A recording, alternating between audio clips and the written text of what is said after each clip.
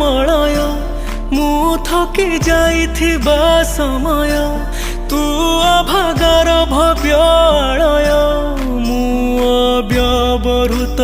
व्यय तू